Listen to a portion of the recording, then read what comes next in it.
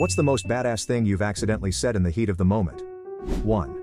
At a family vacation, my grandmother was giving me grief for not remembering her birthday. I've never been good with birthdays, after telling me it was the password to her iPhone. She wanted me to take a picture with it, which is why I needed the password.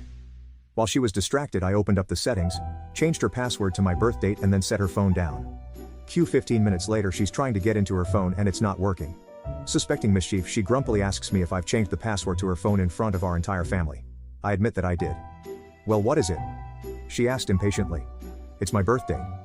She sat there in stunned silence for about 15 seconds, not being able to remember my birthday, before our family exploded laughing. Was a good time. 2. I was eating McDonald's with a few friends and I started choking. The only thing I managed to say in the whole ordeal was, "I'm McChoking."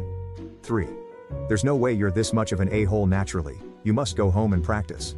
I said this to a coworker who was throwing a fit and bullying a quieter coworker because he was pissed off. He had a habit of just being a giant douche anytime things didn't go his way.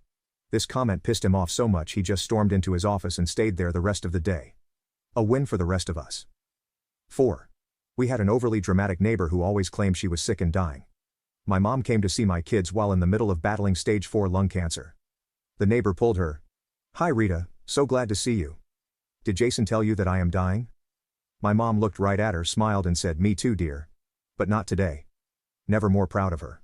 5. Go wait with mommy, daddy might be going back to jail again. Guy pushed my 5-year-old daughter at the fish store and she started crying. When he heard me say that, he ran out of the store. I've never been to jail before. 6. About 25 years ago, I was in grade 9 and my parents bought me a pair of Air Max.